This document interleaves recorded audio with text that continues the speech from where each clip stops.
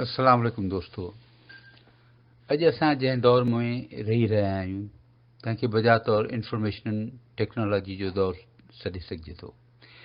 इन टेक्नोलॉजी जो गूनागूं सिरिश्तो अॼु ज़िंदगी सां सिलाड़ियल सभिनी शोबनि साइंस ऐं टेक्नोलॉजियुनि में दाख़िल थी चुको आहे।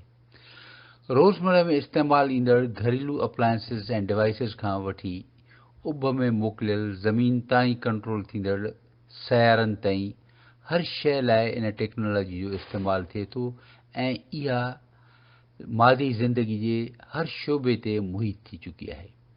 मादी साइंसूं हुजनि या अदब, तारीख़ ऐं सक़ाफ़त, इन्हनि जी रसाई दुनिया जी हर कुंड कुड़िछ में अख छिंभ में मुमकिन थी वञे थी।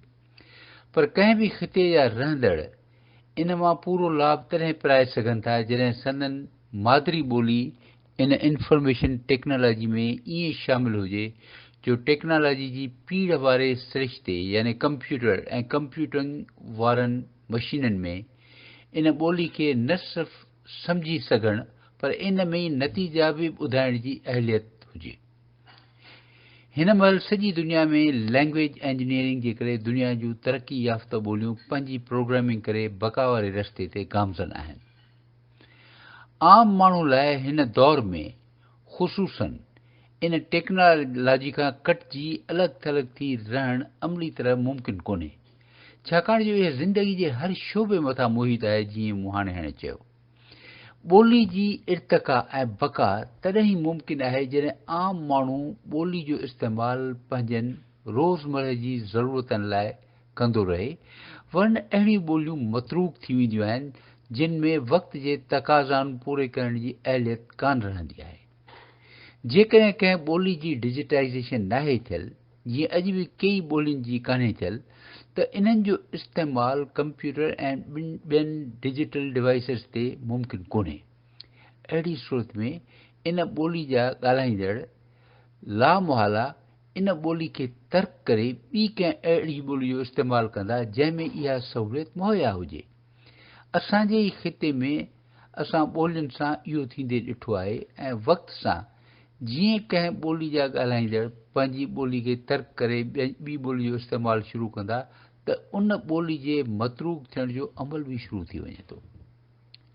अल्हम्दुलिल्लाह, मालिक मूंखे तौफ़ीक़ ॾिनी जो पंहिंजी ॿोली सिंधी लाइ 1987 में पहिरियों भेरो कंप्यूटर जो इस्तेमालु मुमकिन बणाईंदे पंहिंजे क़ौम लाइ इहा ख़ुशख़बरी ॾियण जे अहल थियुसि, जंहिंजे नतीजे में अॼु असां सभु दुनिया जे सभिनी कंप्यूटेशनल सिरिश्तनि में ऐं इंटरनेट ते सिंधी ॿोली अहिड़े ई आफ़ताब सां इस्तेमालु करे रहिया आहियूं जीअं दुनिया जूं ॿियूं ॿोलियूं इस्तेमालु थी रहियूं आहिनि।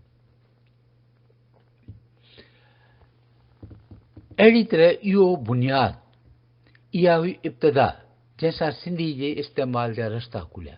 पर ॿोली जी कंप्यूटिंग अॼु जे दौर में इन हद ताईं महदूद कान्हे त उन खे लिखी या पढ़ी सघिजे। मौजूदा एडवांस कंप्यूटिंग में हाणे तस्वीरी ऐं सोती यानी आवाज़ जे वसीले मस्नूई ज़हानत यानी इंटेलिजेंस, आर्टिफिशियल इंटेलिजेंस जे ज़रिए में कमु थी रहियो आहे। ॿोली जी इर्तिका हिकु हलंदड़ मुसलसिल सफ़र आहे, तंहिं करे इहो ज़रूरी आहे त ॿोली खे वक़्त जे तक़ाज़ाउनि सां हम आहंग कजे ऐं उन में उहे सभु सहूलियतूं मुहैया कजनि जिन खां बग़ैर हिन तेज़ रफ़्तार दौर में ॿोली जी इर्तिका मुमकिन कान्हे। मूंखे इहो ॿुधाईंदे बेपनाह ख़ुशी महसूसु थी रही आहे त इन ॾिस में सिंधी ॿोली खे बेहद अहम ब्रेक थ्रू सिंधी OCR यानी सिंधी अखर शुनासी जे रूप में मिलियो आहे। अखर शुनासी वसीले कंप्यूटर ॾिनल तस्वीर मां सिंधी अखर सुञाणे उन्हनि खे पढ़ी ऐं तस्वीर वारी टेक्स्ट खे उतारे इन लाइक़ु बणाए थो जो उन खे टेक्स्ट खे कॉपी करे सघिजे या एडिट या तरमीम करे सघिजे या वरी पोइ इंटरनेट ते रखी सघिजे ताकी ॿिए कंहिं फ़र्ज़ ॾांहुं उमाणिजे ऐं ॿियनि सां शेयर कजे। सिंधी कंप्यूटिंग जे हवाले सां ही हिकु बेहद अहम संग मील आहे। मां दिलि जी गहराइयुनि सां पंहिंजे दोस्त अमर फयाज़ ॿोरडे ऐं न्याणी साइमा असगर जी महिनतुनि खे साराहींदे ऐं सिंधी लैंग्वेज अथॉरिटी खे दिली मुबारकबाद ॾियां थो, जिन ॾींहुं राति पाण पतोड़े हिन बेहद पेचीदा प्रोग्रामिंग वसीले सिंधी ॿोली में अखर शुनासाई मुमकिन बणाई। ॿोली जी बका लाइ ही सताइश अंगेज़ कारनामो सर अंजाम ॾिनो। मां इहो ॿुधाईंदो हलां त OCR लाइ अरबी स्क्रिप्ट ते मौजूदु ॿोलियुनि जीअं पाण अरबी, फारसी, उर्दू वग़ैरह ॿोलियुनि जे इंजीनियरनि करोड़नि रुपयनि जी लाॻत सां सिरिश्ता ठाहिया, जिन जे मुमकिन थियण लाइ 5 खां 7 साल लॻा। पर 2 सालनि जे कलील अरसे में मुंहिंजे हिननि हरदिल अज़ीज़ साथियुनि जेको कमु करे ॾेखारियो आहे, इन लाइ संदन जेतिरी बि वाखाण कजे सा थोरी आहे। अमर मूंसां OCR जे सिलसिले में मुसलसिल राब्ते में रहियो ऐं आख़िर हिन इहो कमु करे ई ॾेखारियो। ही शुरूआती वर्शन जेको बीटा फेज़ में आहे, इन जी दुरुस्त सुञाण लॻभॻि 95% आहे, जेका पिणु साराह जोगी आहे। अंग्रेज़ी ॿोली जेका हिकु बेहद तरक़ी याफ़्ता ॿोली आहे, तंहिंमें बि OCR में 3% चुकुनि जा इम्कान हूंदा आहिनि। इन जो सबबु टेक्निकल आहे, जेको जल्द या बदेर दुरुस्त थी वेंदो। गॾु इहा हक़ीक़त बि न विसारिजे त अरबी स्क्रिप्ट हूअं बि रोमन स्क्रिप्ट जी भेट में अखर शुनासी जे लिहाज़ खां घणो वधीक पेचीदा ऐं मुंझाईंदड़ आहे, जंहिंजे करे उन जी ऑटोमेशन निस्बतन वधीक ॾुखी आहे। सिंधी अखर शुनासी वाधारनि नुक़्तनि जे करे अञा बि घणी चैलेंजिंग आहे। इन्हनि दुश्वारियुनि जे पेश नज़र सिंधी कंप्यूटिंग जो पहिरियों दस्तियाब OCR जेको सिंधी लैंग्वेज अथॉरिटी जे कयल कमनि में हिकु सुख़ाब जे पर जीअं आहे, तंहिंजे बेटा वर्शन जा नतीजा बेहद हिमत अफ़ज़ा आहिनि, जेके ॾिसी दिलि तमामु घणो ख़ुशि थी आहे।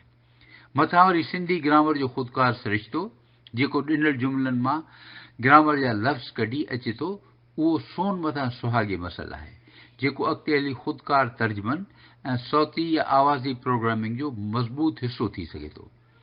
मां उमीद थो कयां त सिंध जो सक़ाफ़त ऐं सियाहत वारो वज़ीर सैयद सरदार शाह जेको इंतहाई बाशऊर, सुजान ऐं मुख़लिस इंसान आहे, तंहिंजी सरवाणी ऐं सरपरस्ती में लैंग्वेज इंजीनियरिंग जो अदारो कंप्यूटर जे मैदान में सिंधी ॿोली खे कामयाबनि जी उफ़क़ ताईं पहुचाईंदो। मां काल्ह बि सिंधी ॿोली जे तरक़ी लाइ कमु कंदो हुयुमि, अॼु बि कयां थो ऐं इनशाअल्लाह ता ज़िंदगी कंदो रहंदुसि।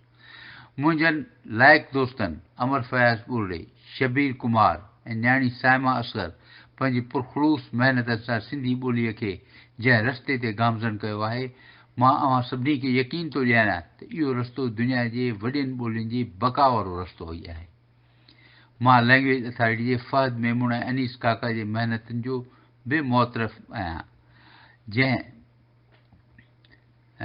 जिन जूं कोशिशूं ऐं महिनतूं बि इन में शामिल आहिनि। मां अव्हां सभिनी खे वरी बि लख लख मुबारकूं थो ॾियां। ख़ुदा हाफ़िज़।